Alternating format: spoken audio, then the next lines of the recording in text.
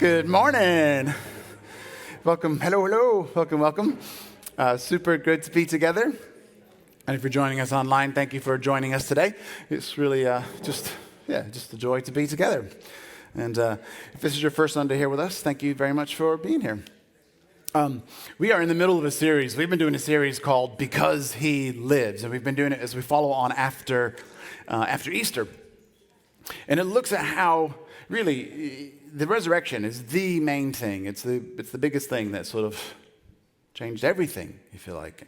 And so we just spending some time with that. And if you've missed any sessions, I'd encourage you, go online. You can catch online. You can go onto the YouTube channel, and you can sort of follow along and track with us. And if you're just exploring faith, if you're kind of like, well, I'm not even really sure I believe in all this stuff, perfect. Absolutely wonderful. Because every single one of Jesus' first followers were in the same exact position. Every single one of them didn't know what was going on, wasn't really sure if they believed anyway. So if that's where you are today, if that's where you feel, if that's where your heart lands, you are in the absolute perfect place. So welcome. It's great to be here. I don't know if you've ever had a moment in life which absolutely just knocked you for six. Did you ever have one of those experiences where maybe it was your own fault, maybe it wasn't your fault, something happened and it absolutely just knocks you for six? Now, I don't know if anybody's following the Johnny Depp Amber Heard trials, okay? Now, if you've got any young people in your house, there's plenty of social feeds that are going on with loads of information about these guys. Now Johnny Depp said something the other week. He said something, I have lost everything. My career, my reputation, everything. Hollywood said he's a persona non gratis, like sort of almost blacklisted sort of thing. Now, we don't know what the real story is. It's a messy situation. If you haven't been following it, I know some of you have. If you haven't been following it, essentially it's a really messy breakup. And if you've ever been in a relationship, which you probably know, sometimes they are messy. And sometimes it's difficult to say who did what and who did. So we're not commenting on who's to blame here. But that was an example of an event that's totally happened unexpectedly. And it might have been self-produced, who knows? And he's basically saying, I have lost everything. I don't even know where to go from here. He's not even sure if he'll ever even act again to do what he felt he was supposed to do. I don't know if you've ever felt in that position where you're sort of lost, confused, or unsure, like something happened which just sort of disorientates you or knocks you off what your purpose or your plan or what you had in mind. And it could very well have been your own fault. Like you could very well have done it yourself, or it could have happened to you because that's the way things happen. And today we're going to look at this background story of this guy who you can read about him, and he's in the books of the Bible. There's 4 books in the Bible that are called biographies, and they're Matthew, Mark, Luke, and John, and they write about the life of Jesus. And because there wasn't a Bible when these guys were around, that happened hundreds of years later. They were just put together into this book. So these biographies are firsthand eyewitness accounts of their experiences. And we have, because it's been written about, in all 4 of these books, we have got this experience, we've got this moment, we've got this record of when somebody had an absolute major event which knocked them for 6. You might recall, we've been talking about last few weeks, we said how at the beginning of the Passover week, Jesus rides into town and he's riding in on his donkey. And everyone's cheering his name, and they're so excited. And they're like, woohoo, Jesus, woohoo, he's the man, yeah. And then 4 days later, the same crowd is shouting that they should put him to death. And if you're one of his followers, that would be a really big, huge thing for you to have to process. And maybe you've had to process huge change in life as well. On the Monday morning, everything's exciting. But by Thursday afternoon, everything's changing. By Friday, he's been arrested, beaten, killed. I mean, in the space of a week, in 4 days. And then within 24 hours after being arrested, he's dead. I mean, that's a huge change for us all to have to deal with it, and that would be a huge change for them to have to deal with. Maybe you've had experiences like that. I've certainly had plenty of weeks which the end of the week was very different to what I thought the start of the week was going to be.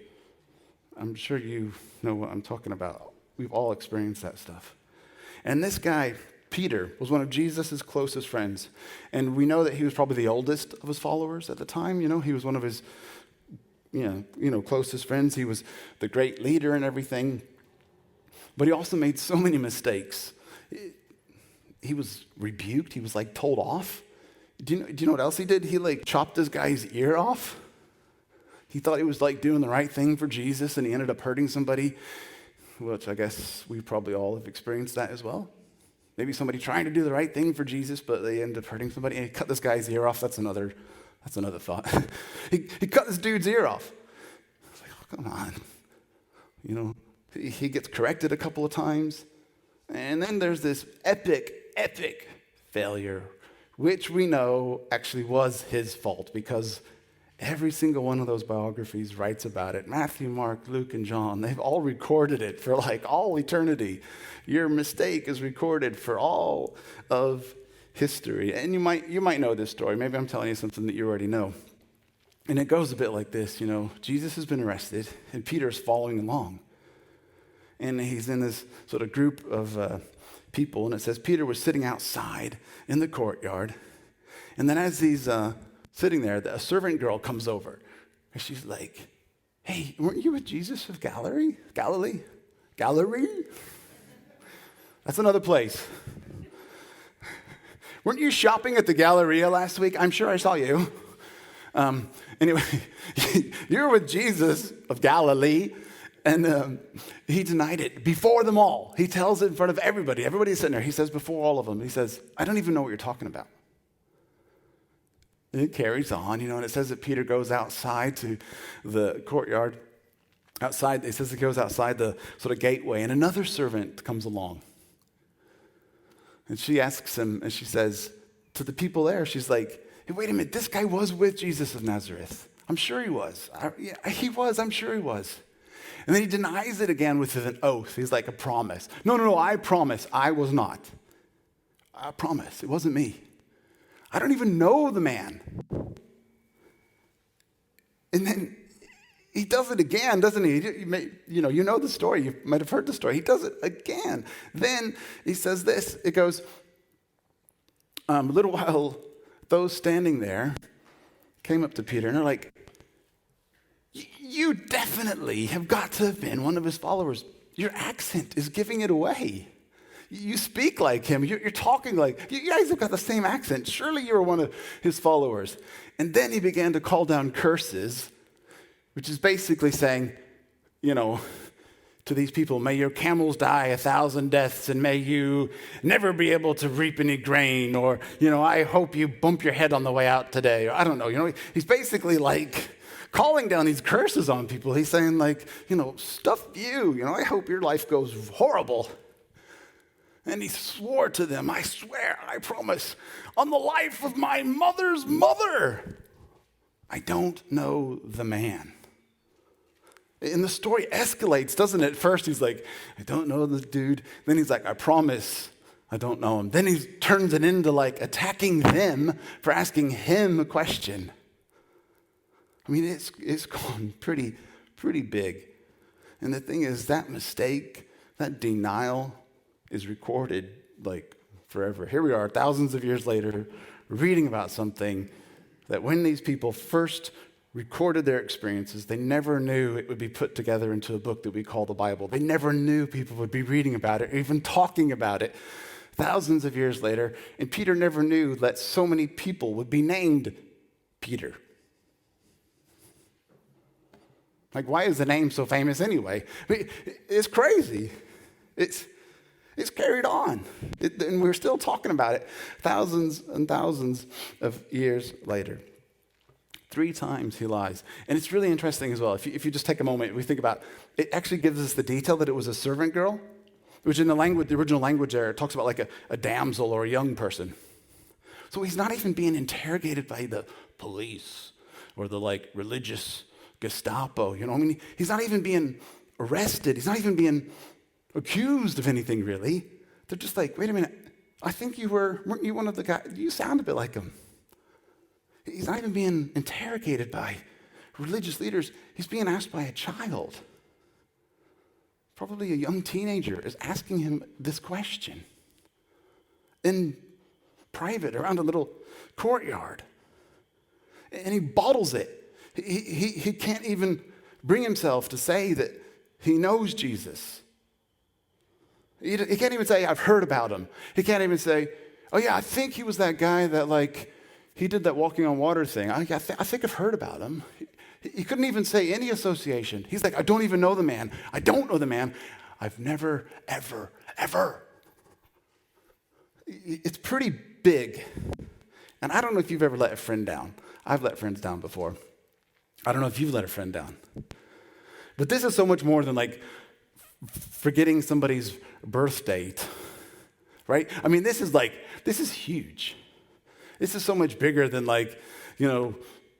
some of the things that we do to let one another down. Man, this is epic. This is I don't even know you. I don't even know you. Somebody that you spent so much time with. And I don't know. But the last time Peter saw Jesus was Jesus dying on the cross. And I don't know, but maybe the last thing Peter ever said about Jesus was, I don't even know you. And then it was over. The dude died. Jesus died.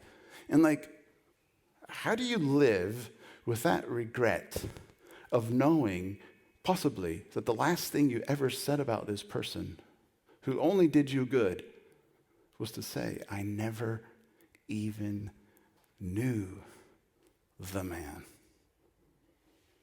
How does somebody live with that? How does Peter recover from that? This is not forgetting to send somebody a birthday card in the post. This is like failing a friend in a really deep, irrecoverable way. This is huge. And how does he recover? How does he live with that amount of shame, that amount of regret, that amount of fear? He was just a broken, shame-filled man after this. Jesus was dead. He thought that was the end of the story. They all thought it was the end of the story. And I hope none of you have ever experienced that level of regret or shame. I hope. I really hope. Because that's a heavy thing to carry. You don't even have to be a follower of Jesus here this morning, because we all know that something like that is a huge thing to carry, isn't it? I mean, we all know that's epic. That's huge. But something happened. Something happened to change Peter from this broken man who can't even tell a young servant girl that he is acquainted with Jesus. Something happened. Something totally changed Peter's life. And we know it was Peter's own fault. It was Peter's own mistake that he got into this situation. But something happened. You can't deny that something happened. In fact, you don't even have to be a follower of Jesus to look at the history and the archaeology to know that Peter was a real person, and Peter really lived, and Peter really did these things. And Peter's future life, what he did after this moment, is crazy. It's incredible. Something must have happened. The only logical explanation is something must have happened. Something must have happened to change Peter from this broken man to this person who had confidence, from this person who was afraid to this person that had courage. Something must have happened to this person who was in a position of saying, I've lost everything. My career, my relationship, my reputation, everything. I've lost it all. Something must have happened to change him from that point to the point that we read about him in the future. The resurrection is the thing that happened. Jesus coming back from the dead, however far-fetched it sounds, because it is crazily far-fetched, Jesus coming back from the dead is the one thing that makes everything else make sense. It's the only logical explanation. It's the only experiential explanation, which means it's the only thing that explains how people lived differently. All of his followers lived differently after Jesus came back from the dead. There's this other story recorded in the biography, and I'm sorry, you might have heard this story already. It's in the book of John, and John writes a moment where it's after Jesus has come back from the dead, and Peter has this conversation with Jesus, and they're eating together, which is something that Jesus did with a lot of people. He loved to eat together, and they're sitting there eating, and Jesus asks Peter a question. Again, he's being asked questions, and he says to Peter, he's like, do you love me? And Peter's like, yes, you know I love you. And he asks him again, do you love me? Yes, I love you. And he asks him a third time, do you love me? Yes, I love you. But every time when Peter answers, Jesus gives him a little slightly different answer every time. And Jesus says to him, he says, well, feed my sheep. And then the second time he says, well, care for my sheep. And then he says, look after my lambs.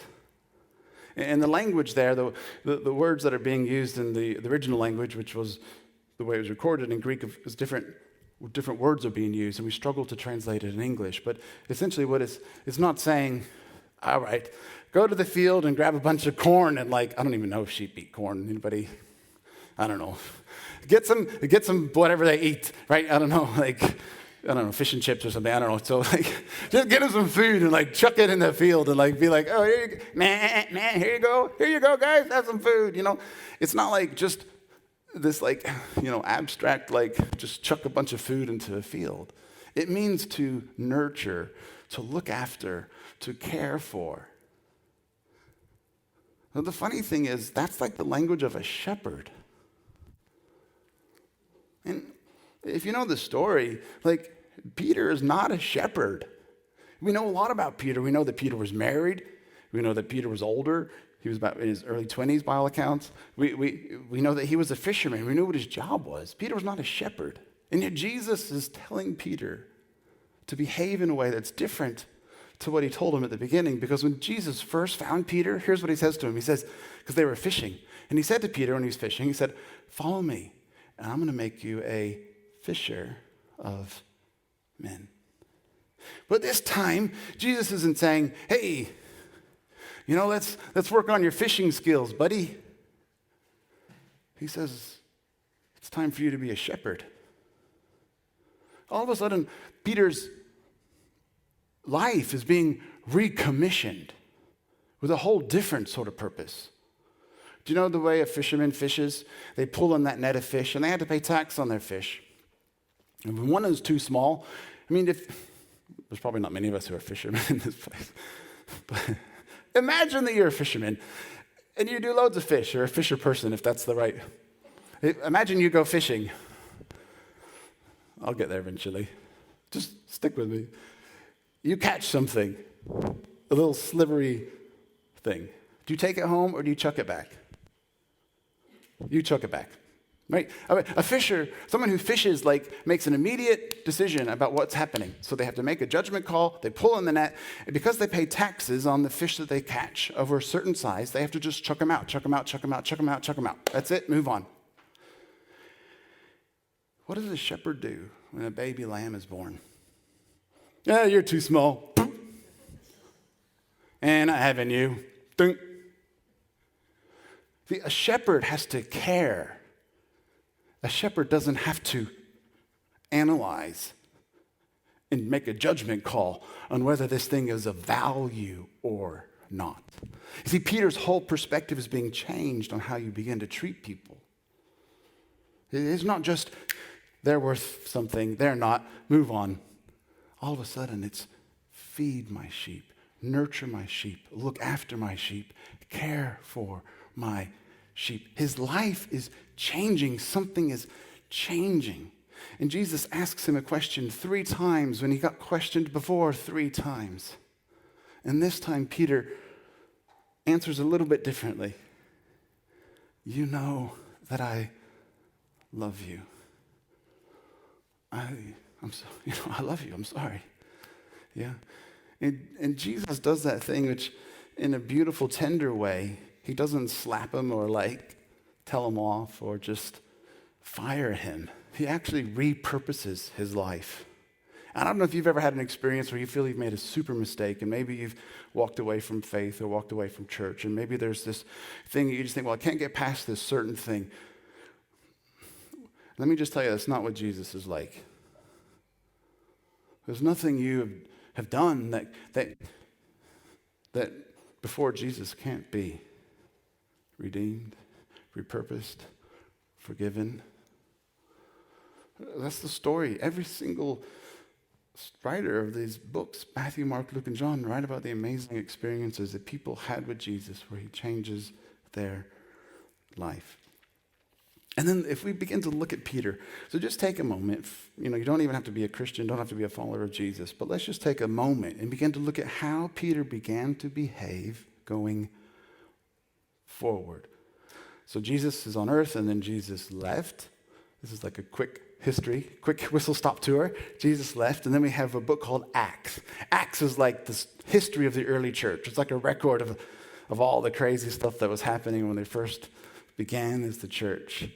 And in Acts chapter 2, there's an event, and somebody gets up and says something. Somebody gets up and speaks before a crowd, and this is what he says. Listen to this. Jesus came to earth, and he showed you who he was by his teaching and his miracles and the things he did for people. However, you put him to death on the cross, but God raised him back to life because it was impossible for death to keep him down. Wait a minute. This is the same dude who couldn't say anything in a small group of people, even when a young girl asks him a question. He can't even say anything. Now he's standing up in front of thousands of people saying, "You killed him." Well, that's not really the way to influence people and win friends, is it? It's like, hey, you know what? Jesus was here. He was an amazing guy, but guess what? You killed him. I mean, what the heck, man? Like, he needs a little bit more tact, doesn't he? But God, his one message, God raised him from the dead because it was impossible for death to keep him down. A little bit later, he says this. He says, God raised Jesus back to life, and we are the witnesses. We are the eyewitnesses of it. And then in Acts 3, it carries on. We have another little story. It moves on, and then there's this person who's lame, and he gets healed as they're going into the temple, and he gets healed. And that attracts some attention, as you could imagine, right? And a huge crowd gathers again. And they want to know what's going on. This tells us this in Acts 3. And then they get brought before the authorities. And so this time they are before the authorities. This time Peter is standing in front of people who are saying, what's going on? It's no longer a group of people outside in the courtyard by a fire. He's been pulled together in front of these authorities, and the authorities say to him, what in the world is going on? And this is what he says to them. Acts 3:19, he says, 3:15, here he is saying to them again, you killed the giver of life. But God raised him from the dead, and we are witnesses of it. It's like, here he is being brought before the religious leaders, and this is his one message, the one thing he says to them. It's crazy. And then carrying on, this happens in a public square. And it says a bit later that 5,000 people were there. And from that moment, they began to believe in Jesus. Okay, this is a big setting. If you're like in a setting where 5,000 people begin to believe, that's mad. That's crazy. Yeah, I mean, he's doing something differently than what he used to do before. And then it says this in Acts 4. It says this, the authorities were like really annoyed. They were like really, narked off. They were like, oh, man, this guy is just like a real pain in the bum. And they're really disturbed. And they're like, oh, and what is it that annoyed them the most? Because they were teaching the people and proclaiming in Jesus the resurrection of the dead. It's like, come on. And they did not like that.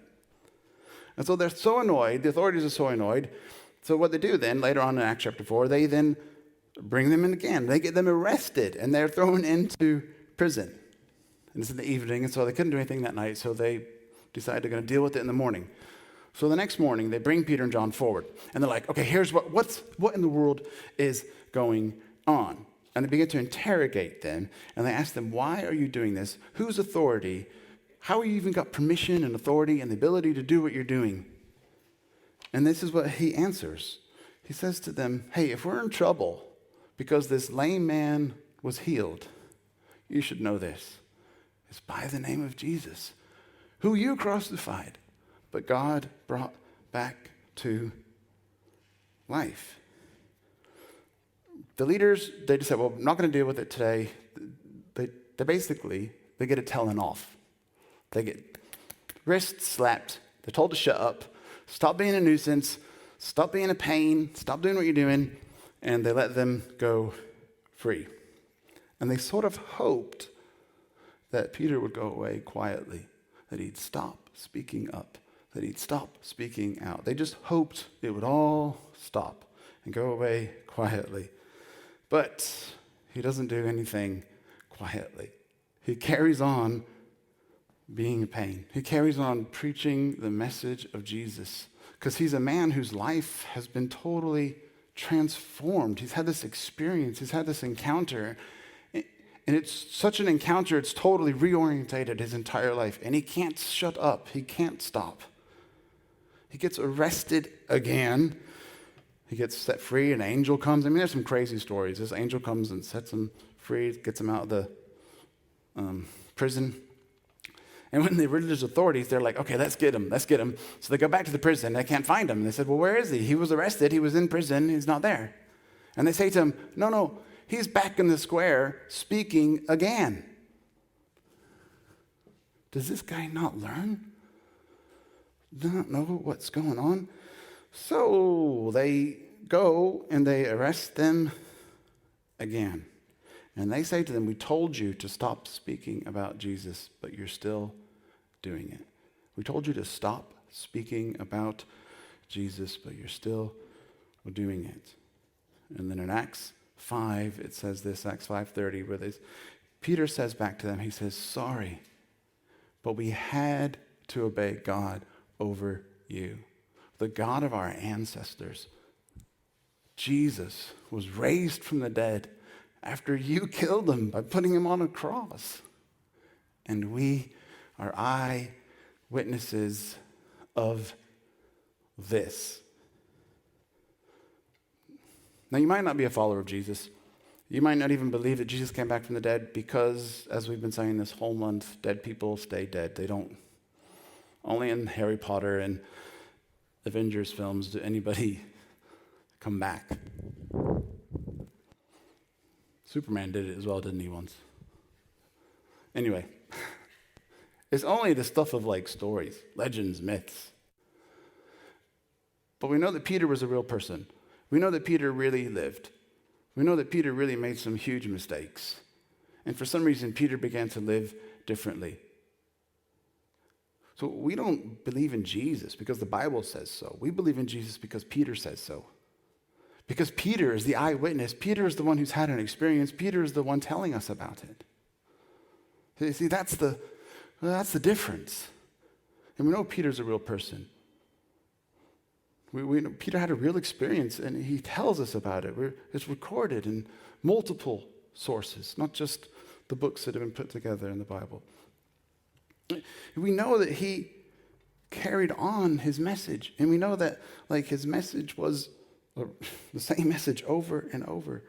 And you might say, well, that was just really soon, so all these stories that you've just said are all happened pretty quickly after Jesus was around. Well, let's jump to the middle of the book of Acts, and this is about 7 years later on the timeline. And Peter goes to this house, this guy named Cornelius, who was a Roman.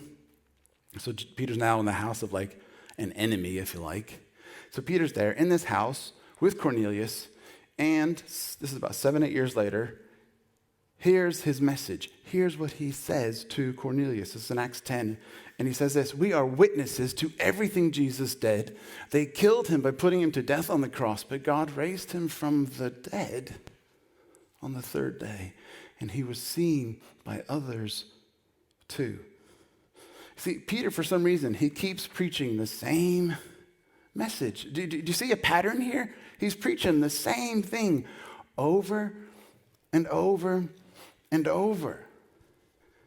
And it's interesting, if you're exploring faith and you're kind of like, I'm not really sure about that thing, because I'm not really sure. I mean, 7 days, like God like said light and then like made the earth. And I mean, that doesn't really line up maybe with science. And Peter's sort of like, I'm not telling you to follow Jesus because you believe how the earth was created. I'm telling you to follow Jesus because this guy was put to death and he came back to life. Or we say, well, I'm not really sure about this whole faith thing. And, people have done so many bad things in the name of religion, so I'm not really into it. And Peter would say, well, neither am I. Let me tell you what I did once. Once I cut a guy's ear off when I thought I was doing the right thing.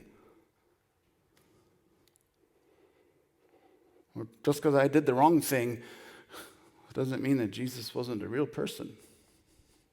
I'm sure all of us have made some dumb mistakes with our money in the past, but I can assure you, you still use money. Or maybe people would say something like, well, there's so much suffering and heartache and rubbish stuff in the world, and people get hurt and people get taken advantage of and all these sorts of things. And Peter would say, yeah, that happened to us too. We healed this guy. The guy got healed that we prayed for, and then we got thrown into prison for it. And then we got whipped and chained, and we got tortured, we got beaten in the public square, we got flogged. We didn't do anything wrong, we just helped take care of somebody. I know exactly what you're talking about when the world seems to be against you and people treat you wrong. Peter would say, yes, I absolutely know that's true. Peter would know it's true because eventually he was put to death for his beliefs. Peter would say, I know that's true because I saw my friends die. I saw people die just because they believed who Jesus was. Peter would say to you, when you say everything is horrible in the world because there's so much suffering and pain and heartache, and how can a good God allow so much stuff? And he would say, you know what? Our God was so good that he allowed himself to be crushed by the very same suffering that you experience. That was Peter's message.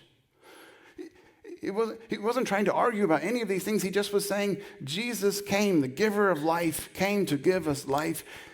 And he died on the cross, and he came back to life. That's like his one message over and over and over and over again. And if you're exploring faith, here's what I encourage you to do.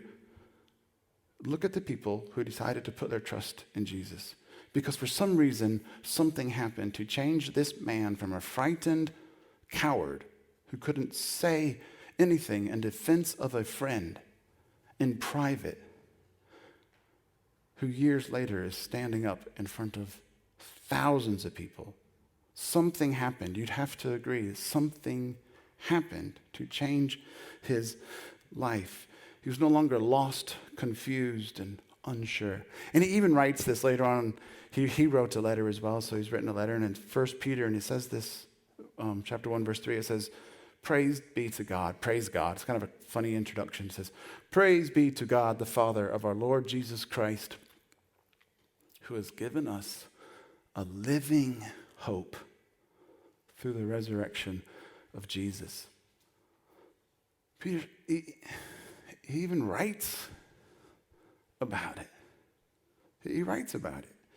This is years and years and years later, and he's still preaching the same message. His tune never changed. Because when you have an experience with Jesus, when you realize how much you are loved, how much you are forgiven, how much your junk that you've experienced isn't held against you, can you imagine how liberating that is? Can you imagine when you're no longer judged on the baggage behind you, but when somebody sees you and sees a future for you? When that happens, when you have that experience, you are not afraid of mankind, humanity anymore. You can't be afraid. That's what happened to Peter. He had an experience with the risen Jesus who totally changed his life. Grace upon grace, forgiveness upon forgiveness, this just unexpected gift. Of course, all he can do is tell people about it. That's what happened. That's where he was. And the thing is, Peter knows that the one thing that makes everything make sense is Jesus came back from the dead. If Jesus didn't come back from the dead, he would have stayed a broken man with shame and regret, because his last experience would have been, I never knew the man. I never knew him. And then he watches him die. If you had a loved one and they were in a hospital bed and you couldn't get to them in time to say sorry for something that you did in the past, how would that feel?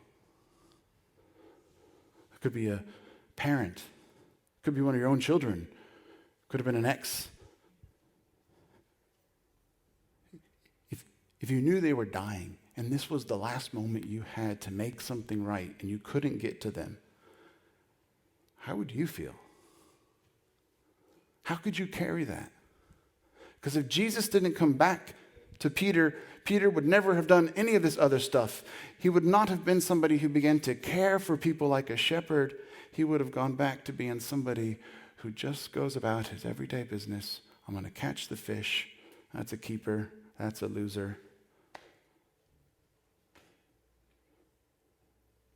Something happened to totally reorientate his life.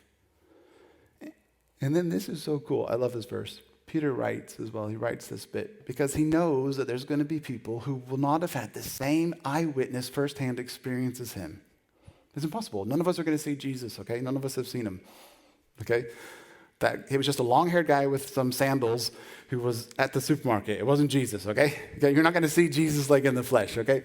And Peter knows that, and he writes in his letter, he writes this to people. He writes this, he says, I know that you have not seen him. Even though you have not seen him in the past, you love him. Even though you do not see him now, you believe in him, and you're filled with an inexpressible and glorious joy because you are on the receiving end of your faith, a salvation for your soul. Peter's like, I know you don't have the same experience as me. You're not going to see him. I know you won't see him. It's impossible. You're not going to see him. Isn't that cool? Peter writes that. But even though we can't see him, you can still have this just inexpressible joy. That's pretty cool. Why? Because you are on the receiving end of salvation for your soul. Salvation just means you've been rescued, you've been salvaged, you've been set free. The word salvation there means like a work, like an artist who works on their sculpture or their painting or their crafting at something. They're working. The salvation is a process. This artist who's working in your life, and you know that I'm being changed, I'm being transformed, I'm being restored, I'm being healed, I'm being refreshed.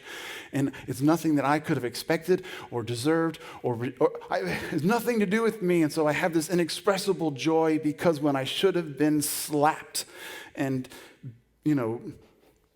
mistreated for actually betraying you, you actually restored me.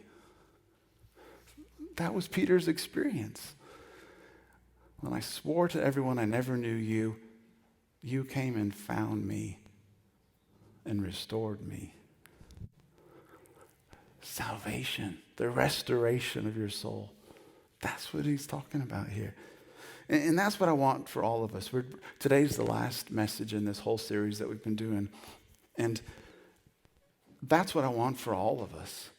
I want all of us to be able to be in a place where we don't feel lost or confused or unsure about life.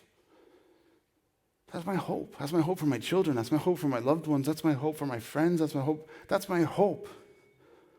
I want people to be free in life, don't you? I would love for people to feel like they have an inexpressible joy. Can you imagine that? So much of us carry a lot of anxieties.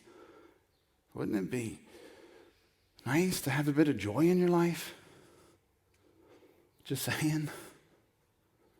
That, all of a sudden, I don't know what your picture of what God is like, but hopefully throughout this series you begin to understand there's a God who would do everything just to make sure that you knew how much he loved you, how much he cared for you, and how much he didn't want you to be left the way you were and live with shame or regret or feelings of failure. But all of that stuff doesn't define you, because with the experience of Jesus and an encounter with Jesus, it totally transforms your life.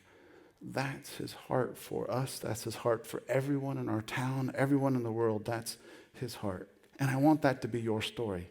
I don't want this to just be Peter's story. I don't want this to be a nice moment. We've thought, oh, that was a good 5-week series. How cool was that? This needs to be your story. Your story. I want it to be your story. I want it to be for you. So we're going to close in just a moment as we're going to play a song that we've been doing this whole series. We're going to play that song. And while that song's playing as well, you're invited to come forward and have some of this juice and some bread as a reminder of what Jesus did. Because one of the last things he did when he gathered his friends together was they had a meal. And then when he was with Peter, he has a meal. It's in the context of sharing food with one another that you begin to discover who Jesus is and how much he cares for you and how he wants to restore our lives. And I'll invite you, as we play the song, everyone is welcome to come and have some of this bread and this juice. And I want you to live a life free of shame and free of regret. I want you to live a life totally free. That's my heart for you. And if we can pray for you today, we'd love to pray for you. If you have any questions about anything, we'd love to chat. But we're going to start the song now, and I'm just going to close in prayer, and then feel free to come forward at any point. Jesus, thank you so much for who you are. God, the mysterious gift of you and what you do for us, thank you so much. I just pray for everyone here today that they begin to discover just a little bit more about what you're like. And whether we're followers of you or just curious or hurt and angry, wherever our hearts are today, I just thank you that you find us where we are. And in your name we pray. Amen.